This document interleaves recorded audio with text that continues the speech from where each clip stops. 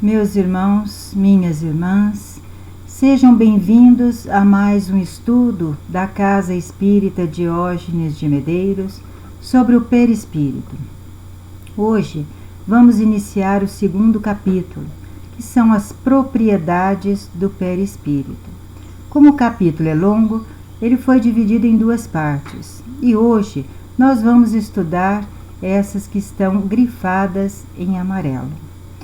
Rogamos então aos bons espíritos, dirigentes desses trabalhos, que nos auxiliem, que nos inspirem e que nos envolvam em muitas luzes, para que possamos aprender um pouquinho do verdadeiro ser que somos, espíritos eternos.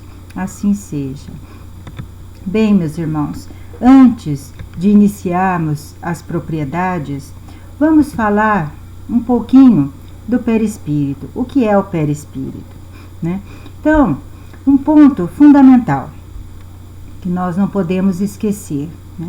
Então, toda a matéria existente no universo é formada pelo fluido cósmico universal, com exceção somente do espírito, que é imaterial. Então, Deus criou o espírito e o fluido cósmico universal. Os espíritos, então, são os seres vivos que povoam o universo. E o fluido cósmico universal é que deu origem a tudo o que é matéria existente no universo, né? E o perispírito, então, que é essa matéria quintessenciada, essa matéria sutil, é um dos mais importantes produtos do fluido cósmico universal. Então, ele é que faz a ligação do espírito com o corpo físico. Então, ele é essa matéria muito rarefeita, invisível mesmo aos nossos olhos. Então, como denominou Paulo de Tarso, ele é o corpo do espírito. Então, ele faz essa ligação. E é claro que essa ligação, ela não se dá abrupta. Nós vamos ver pelo desenho que o espírito, sendo a energia pensante que habita em nós, né, como se fosse uma usina geradora de energias, então não há como ser uma ligação direta. A nossa organização física não suportaria tamanha energia, né? Então, nós vamos ver que entre o espírito e o perispírito, nós vamos ver que tem o corpo mental, né? E entre o perispírito e o corpo físico, nós vamos ter o corpo vital, que dá vida, né? Ou o duplitério, né? E, claro, tem mais dois corpos.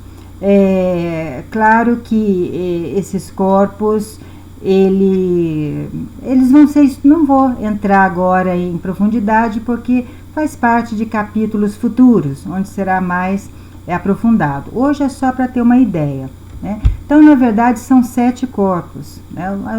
O mais importante deles, o mais estudado, é o perispírito, pelas suas funções, né? Então, o corpo espiritual ou perispírito, ele é único, não existe dois. Então, cada um de nós, no início da sua formação, né, é o mesmo perispírito, assim como é o mesmo espírito, né? Então, ele vai seguir com o espírito por toda a eternidade, mudando apenas a sua forma, porque à medida que o espírito vai evoluindo, o perispírito também vai se tornando mais leve e mais luminoso, né?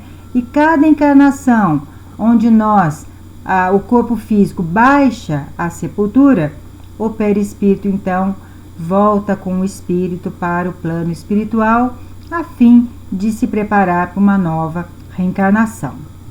Então, o perispírito, ele é o arquivo da alma, né? Então, todas as nossas experiências reencarnatórias estão arquivadas nele, né? E também o corpo físico é uma cópia grosseira do perispírito. Costumamos sempre ouvir né? Alguém fala, Deus fez a minha forma e jogou fora. É claro, é verdade mesmo, porque cada perispírito, né, cria-se é uma forma, né, onde dá origem ao nosso corpo físico, que é muito grosseiro, porque todas as nossas células, os plexos, tudo, né, a matriz está no corpo espiritual, no perispírito, claro, de matéria fluídica, né? Então, por aqui deu para nós termos já relembrar o que é o perispírito. Então, agora vamos entrar nas propriedades. A porosidade é uma propriedade do perispírito muito importante, né? Que todos nós sabemos, o que tem poros. A nossa pele toda é formada por poros, né? Então, por que porosidade? Porque toda a matéria ela é constituída por átomos, né? E nós sabemos que os átomos apresentam um grande vazio em seu interior, né? Para termos ideia, vamos tomar como exemplo, né? Só para ter ideia do espaço que existe no interior do átomo, porque nós sabemos que o átomo é a menor partícula da matéria. Ela é impossível até mesmo de ser dividida ao meio. Então, ela é microscópica. Então, só para nós termos ideia desse espaço, vamos tomar como exemplo um estádio de futebol e a bola do jogo. Colocamos a bola no centro do estádio, vamos ter então uma ideia de quanto é esse espaço, né? Então, por mais sólida que seja a matéria, ela vai apresentar a sua porosidade, né? Então, tomemos como exemplo uma rocha, um bloco de concreto ou uma laje, né, que não tenha nenhuma trinca. E se nós despejarmos água, imediatamente ela vai ser absorvida. Dependendo da quantidade, ela atravessa aquele bloco e sai do outro lado. Então é assim, os 3 estados da matéria, o sólido, o líquido e o gasoso. Então, é claro, para nós é difícil imaginarmos, né, o estado gasoso como matéria, né? É como imaginarmos o oxigênio que respiramos. Nós não podemos tocar, não podemos, não enxergamos, né? Mas é uma matéria. Mas nós vamos perceber, se ele faltar, nós vamos sentir o mal-estar, né? Um gás mortal, venenoso, se nós aspirarmos, poderemos ir a óbito. Então, são matéria que nós não enxergamos, não tocamos, mas ela existe. Então, assim é o perispírito, né? Nós não enxergamos, mas ele é invisível aos nossos olhos, mas ele está ali, né? Então, o perispírito dos encarnados, que somos nós, é de natureza idêntica dos fluidos espirituais, né? O fluido rarefeito, a matéria quintessenciada. E por isso os assimila com facilidade como a esponja. Então, o nosso perispírito, ele é muito fácil, né, de saber pela capacidade que ele tem de absorção. Então, quando nós entramos num ambiente que nós nem sabemos que tipo de energia está ali, mas nós sentimos aquele peso, aquele mal-estar, né? São as energias pesadas que estão ali. O corpo físico não sentiu, mas o perispírito já sente, né? Já se desarmoniza, né? Quando nós estamos com as emoções alteradas, com sentimentos de raiva, de desânimo, de cólera, o perispírito também recebe essas energias que nós estamos emitindo, né?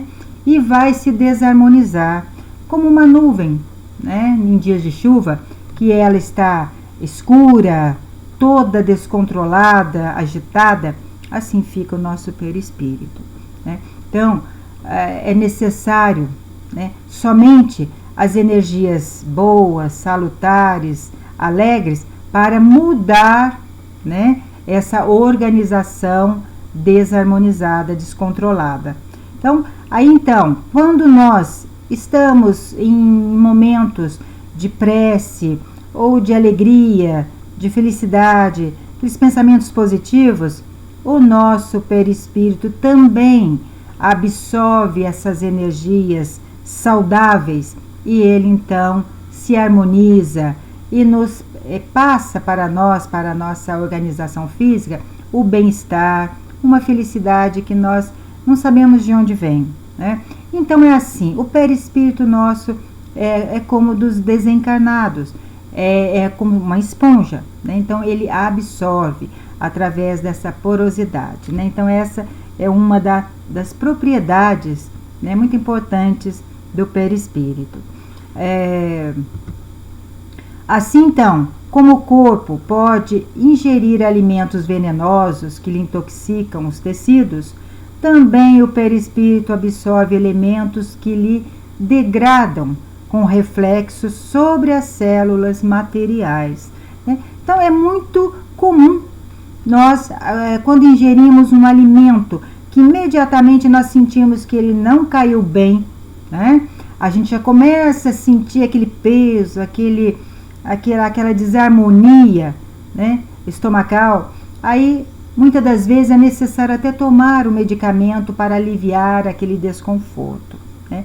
Então, assim como o corpo físico sente nos elementos, nos alimentos materiais, esse peso, esse mal-estar, a mesma forma, né, o nosso perispírito vai sentir, claro, pelas nossas emoções, pelas nossas energias positivas ou negativas que mandamos para ele, né, para o nosso interior. Então, assim, né, é a propriedade da porosidade, a função.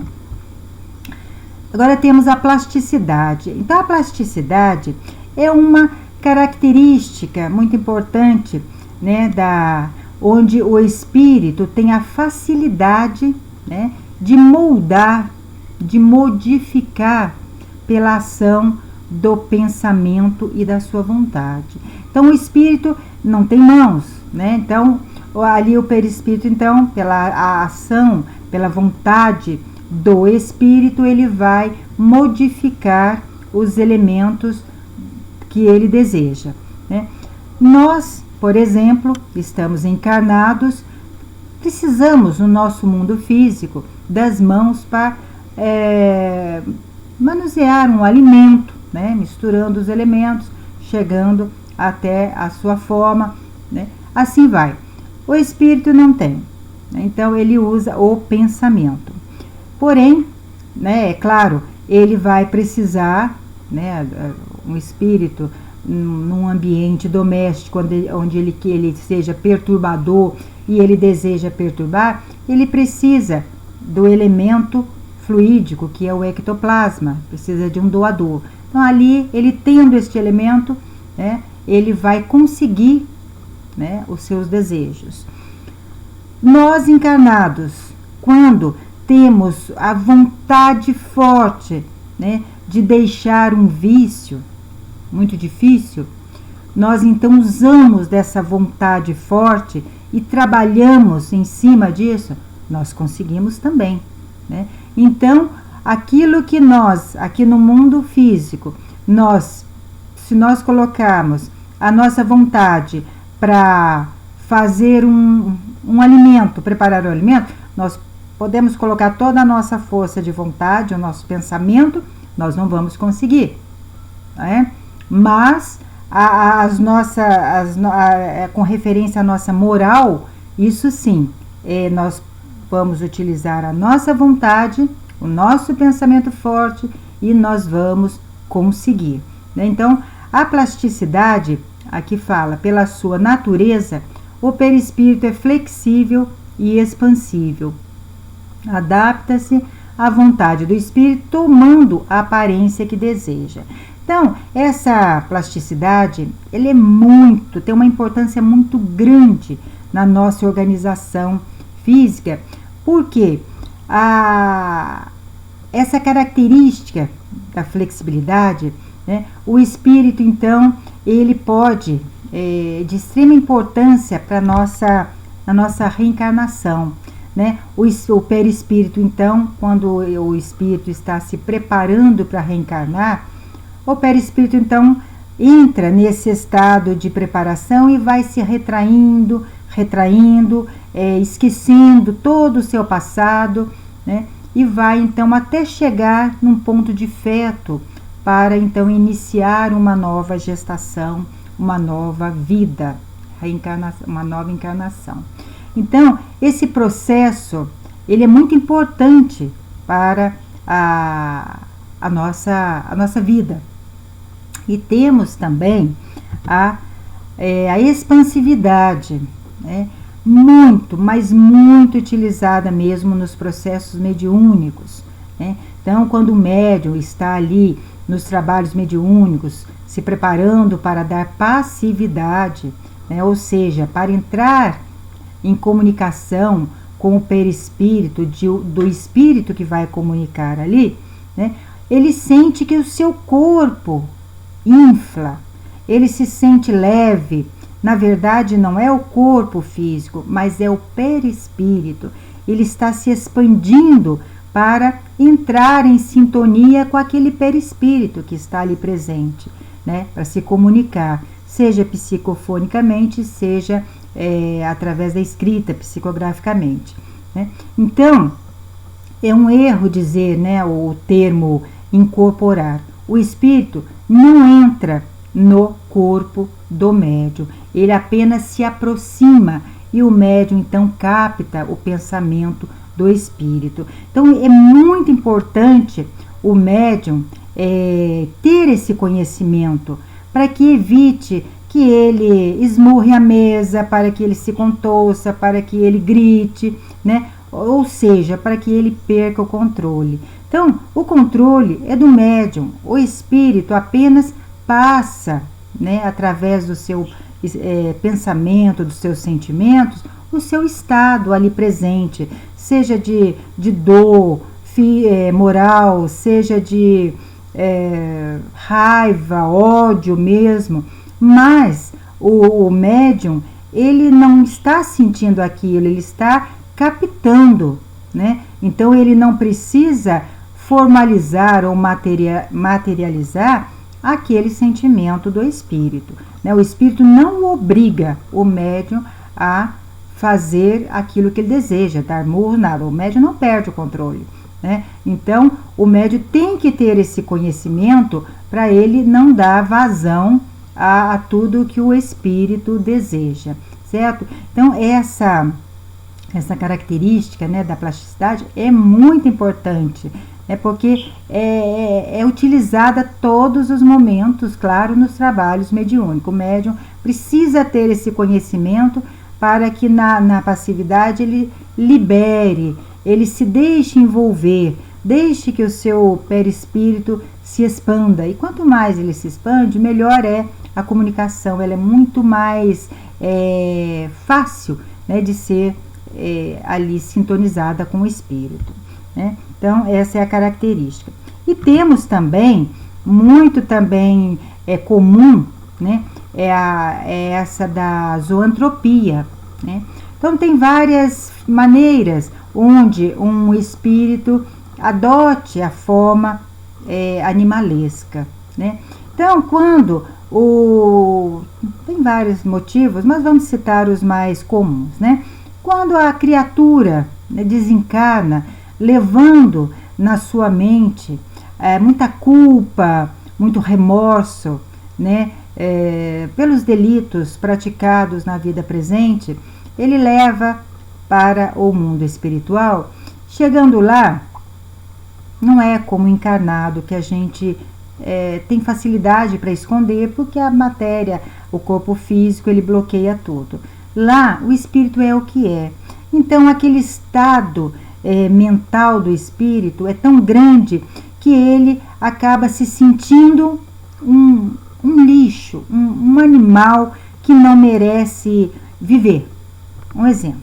E aí, então, naquela fixação mental, ele vai se adotando aquela forma, ele vai plasmando aquela forma animal para ele. E ele passa a agir como se fosse um animal mesmo. Sua aparência é um animal, né? Então, esse é um dos motivos.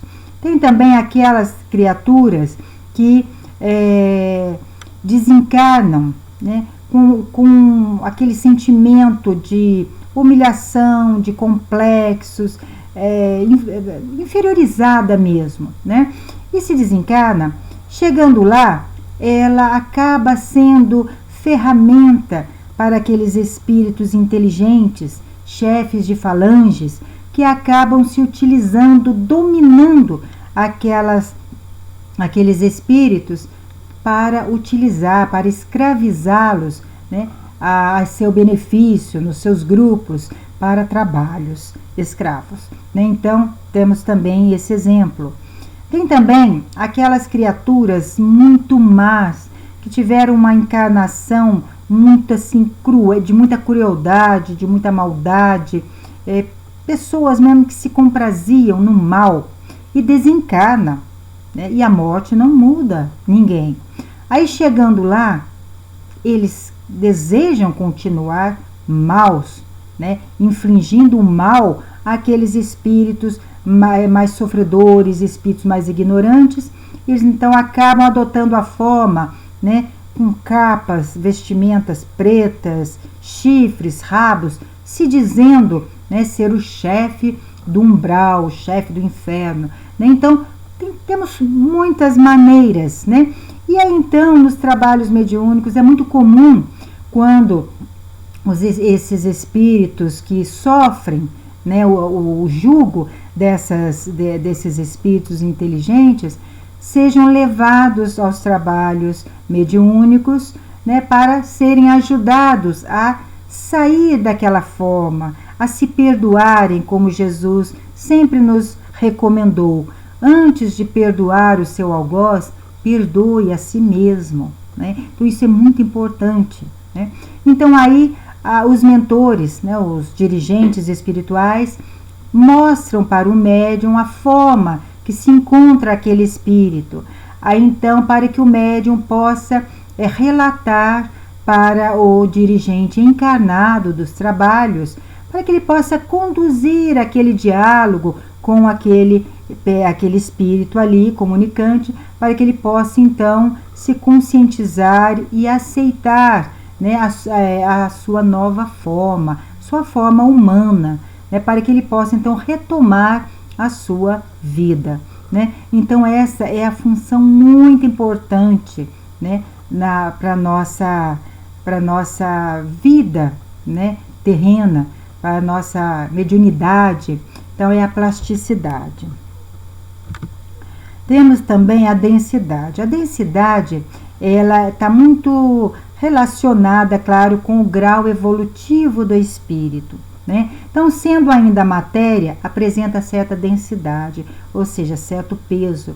Quanto mais inferior é o espírito, todos nós, né, que estamos na base da pirâmide, né, estamos apenas acima do mundo mundo primitivo, nós ainda somos espíritos muito imperfeitos, que estamos em processo ainda de aprendizado evolutivo, vamos dizer assim, né? Estamos aprendendo o que fazer e como fazer para crescer espiritualmente. Então, estamos aprendendo. Então, nosso perispírito, ele é muito denso, né? Mas à medida que formos evoluindo espiritualmente, ele vai se tornando menos denso, ou seja, mais leve, mais luminoso. Então, essa é a densidade, né, do espírito. Nós podemos ver, quem leu a obra do André Luiz, Nosso Lar, né, onde ele permaneceu 8 anos no umbral. Então, os espíritos lá, eles não têm nem a facilidade para caminhar ereto, né, em pé. Eles mais que rastejam, de tão densa que é aquela vibração daquele lugar, né? E quanto é denso o peso, né, dos espíritos que lá se encontram. Então eles rasteja. É como nós, quando estamos enfermos, né, onde nós não aguentamos com o peso do corpo e desejamos somente estar deitados, né? Então é assim. Enquanto que os espíritos mais evoluídos, eles já levitam, né? Eles volitam, que é a maneira então, que é o meio de transporte mais utilizado, né, no mundo espiritual, é a volitação. André Luiz, quando foi, né, para o nosso lar, ele não sabia volitar, né? Então utilizava-se do aeróbus. Então os seus mentores que o acompanhavam, se utilizava juntamente com ele do aeróbus para se locomover, né? Então essa é aí quanto menor a densidade do perispírito, menor é o seu peso e maior a sua luminosidade. É o que nós falamos. À medida que vamos evoluindo, a nossa densidade, o nosso peso perispiritual vai diminuindo, a nossa luminosidade vai aumentando, né? A ponderabilidade. A ponderabilidade, ela tem muito a ver com o peso também, tem muito a ver com a densidade, que é o peso do espírito. Então, o perispírito apresenta um peso possível de ser detectado e varia conforme a densidade. Então, à medida que o espírito vai evoluindo, ele vai se tornando mais imponderável, mais leve, mais luminoso, né? A luminosidade é a capacidade, né, de refletir a sua luz ou sua sombra de acordo com seu grau evolutivo. Então, no mundo espiritual, né, o espírito é o que é o contrário quando estamos encarnados. Aqui, nós sempre maquiamos, né, vamos dizer assim, a nossa aparência, a nossa educação, né, quando estamos diante da sociedade, né? Então, nós buscamos a melhor aparência, a melhor forma, a melhor educação para tratar as pessoas, né? Então, costuma até se dizer, nossa, lá fora é uma maravilha, dentro de casa é o que é, realmente, né? Então, o espírito, ele não tem como maquiar, esconder o que... Então, ele não tem como esconder o que ele é. Se ele tem luz, ele vai apresentar luz. Se ele é sombra, ele é inferior, ele vai apresentar sombra. Então, os espíritos elevados, que já têm, apresenta o seu perispírito luminoso, esse sim, quando estão diante de espíritos sofredores, eles então apagam, né, diminui a sua luminosidade para não humilhar aqueles que sofrem, né? Então, quando os espíritos saem em caravana de serviços, no umbral mesmo, eles se apagam, né? Diminui a sua luz para não humilhar aqueles espíritos que já sofrem, né? Então, a luminosidade é característica evolutiva do espírito, não tem como esconder, né? Nós vimos, quem leu o livro Jacó, né, que era um dirigente de trabalhos na casa espírita, um grande espírita, tinha muitos méritos, tudo bem. Quando ele chegou no mundo espiritual, os espíritos de lá zombavam dele. Jacó, onde está a sua luz, né? Então, assim, o espírito mostra o que ele tem, o que ele é, né? Essa é a luminosidade, sempre vai mostrar o que ele é. A penetrabilidade é a capacidade do perispírito de atravessar barreiras físicas, se presentes as necessárias condições mentais. Claro, nós sabemos que o perispírito, por ser esse fluido, essa matéria quintessenciada, para ele não existe barreiras físicas. Então, no mundo material, no nosso mundo aqui, o perispírito atravessa qualquer elemento, qualquer matéria, né? Claro, ele precisa ter um certo conhecimento. Quem viu o filme Ghost vai ver lá, né, que o rapaz ele tem aquela morte abrupta lá, certo? Então ele, sem conhecimento nenhum, ele passa, né, a agir como se estivesse no corpo físico, né? Até que aparece lá um espírito e então ensina para ele o que ele poderia fazer, né, com o corpo que ele tinha agora, né? E ele então vai aprendendo a utilizar-se do seu pensamento e passa então a conseguir, né, a se locomover com rapidez através de paredes, tudo. Então essa é a capacidade que o perispírito tem, né? Uma das suas funções, né? A penetrabilidade. Então por isso que o perispírito encontra muita facilidade de entrar nos nossos lares. Então, aliás, eles estão em todos os lugares, né? Então não adianta fechar portas e janelas querendo, achando que vai impedir a entrada de um espírito, né? Ou muitas vezes a pessoa fala, eu não gosto de ir na casa espírita porque lá eu sinto que tem muitos espíritos. Claro que tem, e em todo lugar tem muitos espíritos, só tem espíritos porque eles transitam ao nosso meio, eles não ocupam lugar no espaço, lugar físico, né? Então eles vão estar sim em todos os lugares. A única maneira, né, de evitar a aproximação de um espírito inferior é pelo pensamento, né? Então certa vez uma senhora perguntou ao Chico, Chico, o que é que eu faço para expulsar esses espíritos que me atormentam? Ele falou, mas por que afastá-los? Afaste-se a senhora deles. E ela falou, mas como faço isso? Mudando a sua faixa mental. Vigie seus pensamentos, como Jesus nos recomendou, vigiar e orar. Não é vigiar o nosso próximo, aquele que está ao nosso lado, não. É vigiar os nossos pensamentos, as nossas emoções, o nosso comportamento, porque esse sim é que vai fazer, né, essa ligação mental com os espíritos da mesma faixa. Se nós pensamos,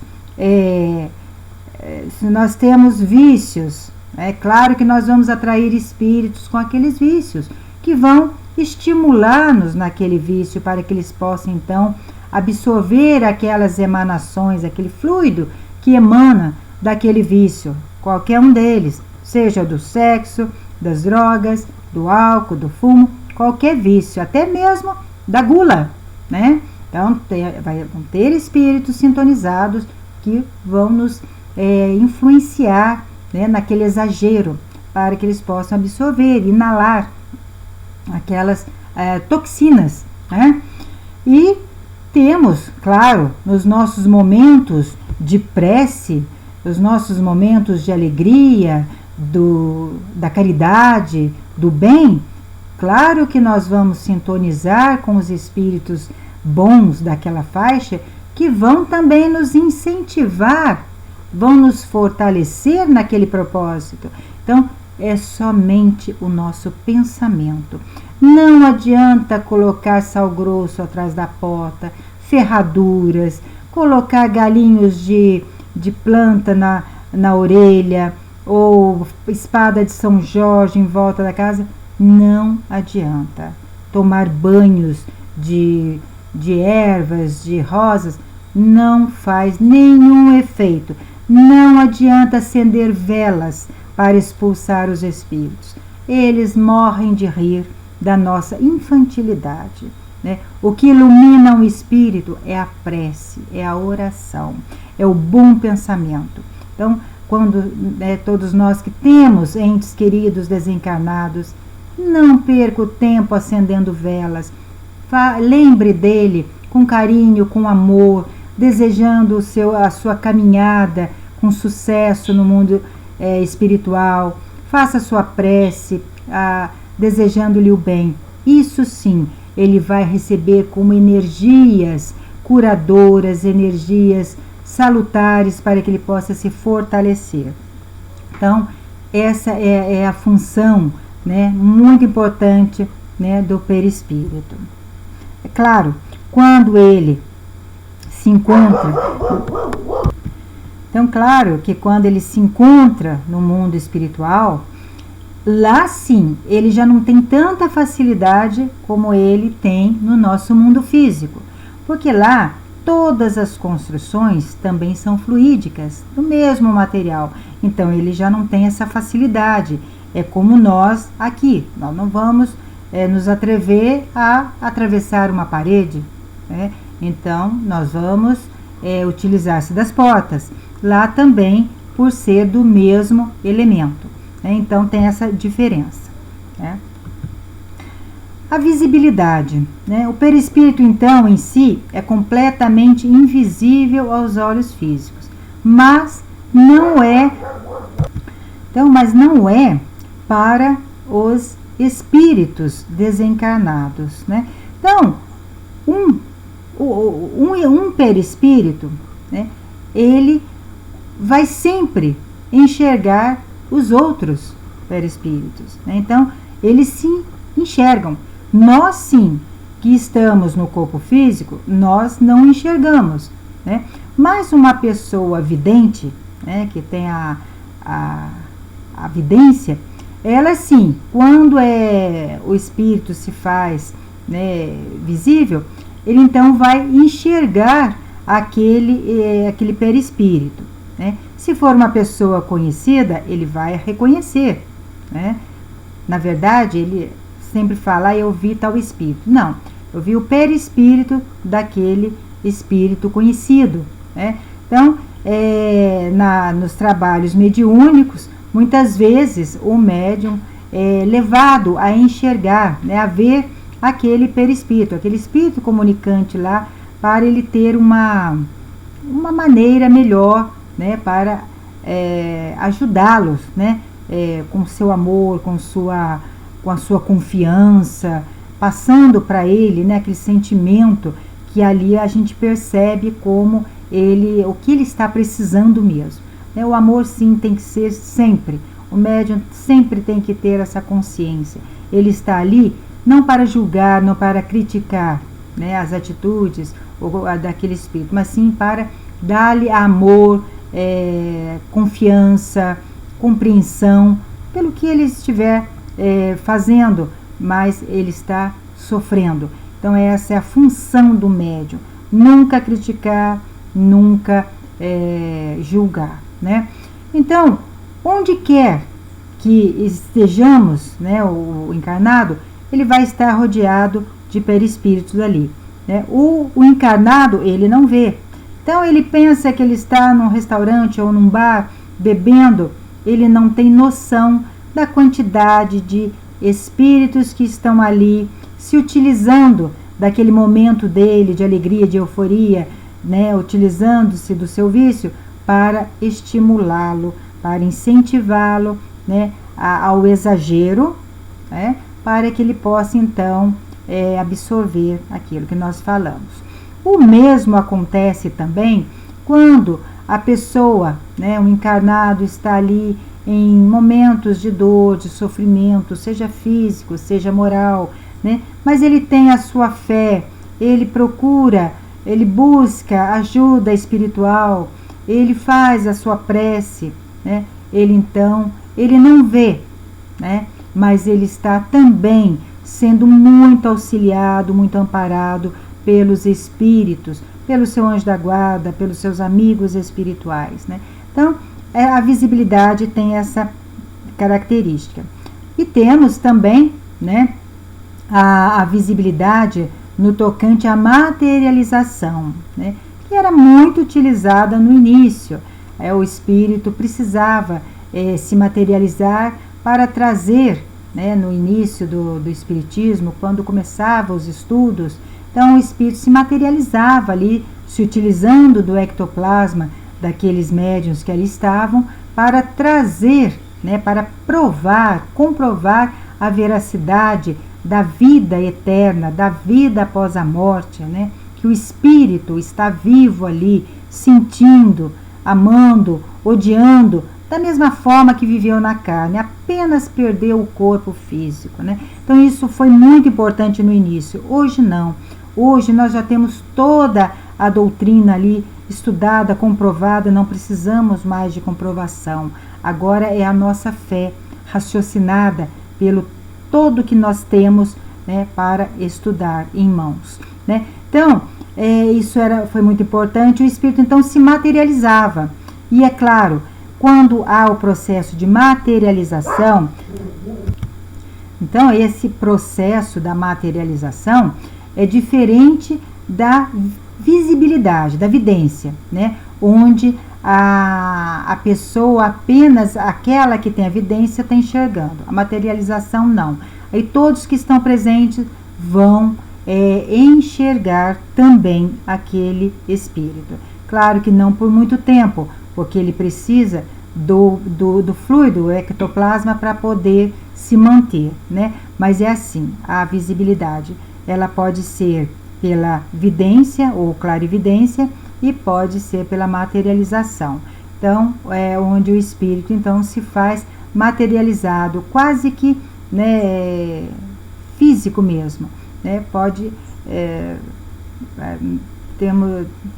hoje em dia quase que não se faz esse processo, né? Mas deu para entender. Temos também a corporeidade, onde, né, o corpo físico retrata o perispírito, que é o seu molde.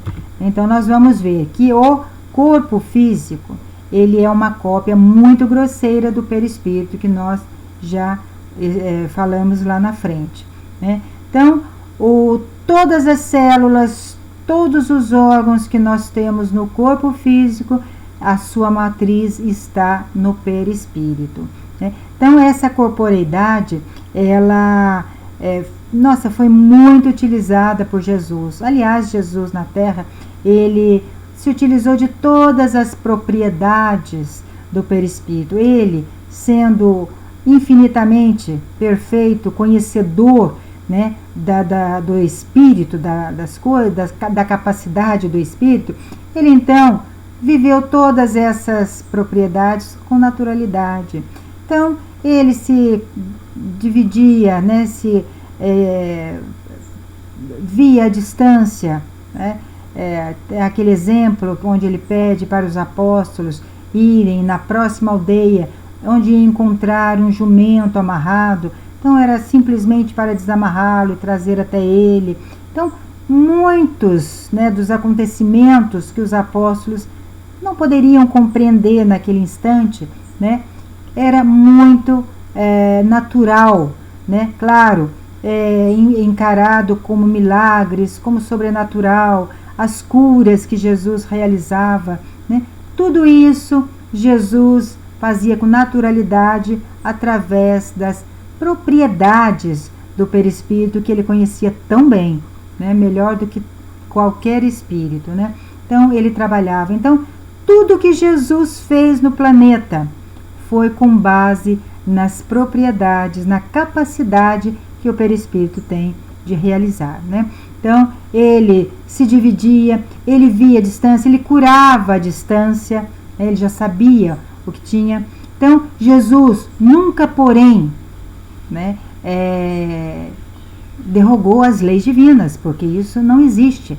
Então nunca Jesus fez o que não poderia ser feito. Então Jesus, ele não ressuscitou, né? Aquele corpo que ele se apresenta após a sua morte é o corpo fluídico, é o corpo que ele se materializou para se apresentar aos seus discípulos, né? Então Jesus não levantou o corpo físico dele, porque esse seria derrogar as leis, né? Seria derrubar as leis de Deus, e elas são imutáveis, elas não mudam. Então Jesus apenas se utilizou das propriedades do perispírito, que no estudo, na segunda parte do estudo, que será na próxima semana, terá o complemento, né? Vamos aprender mais ainda sobre essas propriedades. Então, tudo é natural. O que falta para nós é o conhecimento, né? Daí a importância, né, de se conhecer, de se estudar, para saber que milagres não existem. Nada que Jesus fez foi incapaz de ser feito. Ele mesmo falou: todos vós sois deuses, farão o que eu faço e muito mais, porque todos nós que estamos caminhando para esse conhecimento, cada conhecimento que vamos adquirindo, nós vamos adquirindo méritos, nós vamos adquirindo formas de realizar também, né, de utilizar-se dessas propriedades. Né? Claro que no estado evolutivo que estamos, é difícil, é até impossível para nós, né? Mas à medida que vamos evoluindo, nós vamos aprendendo e realizando esses feitos, né, que é muito normal. Né? É como uma criança para preparar um alimento, ela não vai conseguir. Para nós já é algo natural, muito fácil.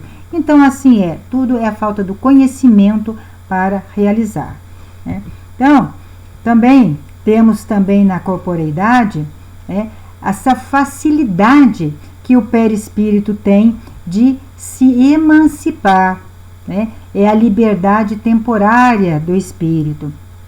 Quando nós adormecemos, o nosso espírito ele sai, né, em busca de refrigério, de momentos, né, juntamente com espíritos no mundo espiritual, para que ele possa trocar experiências, receber energias boas, né?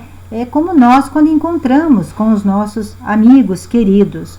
Então assim é a emancipação da alma. Né? O perispírito sai, claro, ligado ao corpo físico, ele se mantém ligado através desse cordão fluídico, né? Imperceptível, invisível também aos nossos olhos. Né? Porém, quando nós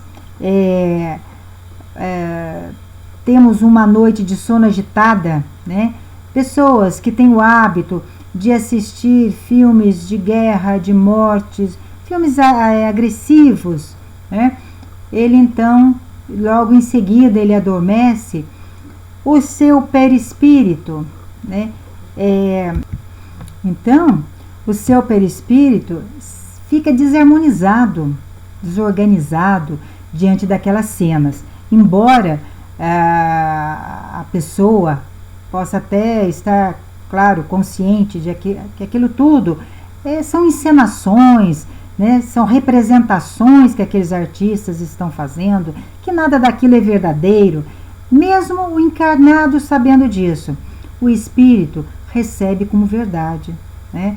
Então, para o espírito, aquilo serve como momento de alerta, para ele ficar alerta, para ele se sente ameaçado. Então ele não sai, ele não se desprende daquele corpo, porque em qualquer ameaça o espírito tem que estar junto do corpo físico. Então ele não se desloca, ele não sai. Aí a pessoa então acorda no outro dia cansado, esgotado, pesado, mal-humorado, né? E muitas vezes nem se lembra o porquê, né? Não teve pesadelo, nada, mas acorda irritado até. É consequência disso, né? Então, ao contrário, né? Quando a pessoa ou ela adormece ao som de uma música suave, ou de uma prece, pensamentos onde ela pede, entrega, né, o seu sono aos cuidados do seu anjo da guarda, dos bons espíritos, faz uma prece, aí sim o seu espírito vai se sentir fortalecido, confiante. Então ele deixa o corpo e vai confiante ao encontro dos seus amigos em busca, né, de energias fluídicas, fortalecedoras, positivas, e ele então, quando volta para o corpo, ele volta revigorado. E aí a criatura então desperta no dia seguinte, né, confiante, alegre, bem disposta para iniciar um novo dia de trabalho. Então é isso, a importância, né, da nossa preparação para dormir. Isso é muito importante, porque tudo que nós recebemos, seja de positivo ou negativo, nós mandamos para o perispírito e ele então manda para o espírito. Daí então a nossa saúde física e espiritual, certo? É muito importante, né, para a nossa organização espiritual. A nossa cura hoje, a própria medicina já coloca em nossas mãos, nossa responsabilidade, porque não adianta fazer tratamento espiritual a vida inteira, todos os dias, se nós não tivermos o conhecimento, né, que está dentro de nós, né? Então nós temos que trabalhar a nossa reforma íntima, ou seja, colocar para fora tudo o que faz mal, né, e absorver somente o que é bom, ou seja, trabalhar o nosso pensamento, as nossas atitudes, os nossos sentimentos. Isso sim é que vai conduzir a nossa saúde física, espiritual e mental, né? Então, cada célula do corpo físico retrata a sua correspondente no corpo espiritual, é o que nós já falamos, né? E temos, por último, né, o nosso estudo da primeira parte, a tangibilidade. Então, o perispírito, com o seu suporte ectoplásmico, que lhe dê expressão física, pode tornar-se materialmente tangível, que pode ser tocado, né, no todo ou em partes, pois tocando no corpo ectoplásmico, obviamente, toca-se no perispírito que o sustenta. Então, a tangibilidade é a capacidade que tem do perispírito se tornar visível e tangível, ou seja, ele pode ser tocado. Então, Jesus, quando se apresentou aos apóstolos, né, ele, depois da sua morte, ele pôde, né, ser tocado, ser abraçado pelos seus apóstolos, né? Então, essa propriedade também foi muito utilizada nos primórdios, no início, né, do Espiritismo, porque era a forma de dar credibilidade, de dar confiabilidade, né, de comprovação da vida após a morte, que o espírito continua como ele é, adotando a forma que ele deseja, né? Se ele tiver méritos, ele pode escolher a sua forma, seja a forma presente, né? Seja a forma de um passado, de uma encarnação passada, onde ele se sente muito ainda ligado, que foi uma encarnação que o marcou muito, então ele deseja, ele adota aquela forma, né? Na casa espírita, muitos trabalhadores espirituais, eles se utilizam da forma africana, né? A roupagem africana, roupagem indígena, né? Então ele se utiliza daquela roupagem, né, para se apresentar, que eles acham melhor e lhe dão mais bem-estar, né? Então esse é o estudo que nós tínhamos, né? Espero que tenha sido útil, que seja bem compreendido. Desculpe falhas que sempre vão ter mesmo, né? Desculpe se não fomos muito claros também na explicação, e que a paz do Mestre Jesus envolva a todos, abençoe, e que possamos estar sempre em paz e estudando sempre. Assim seja, graças a Deus.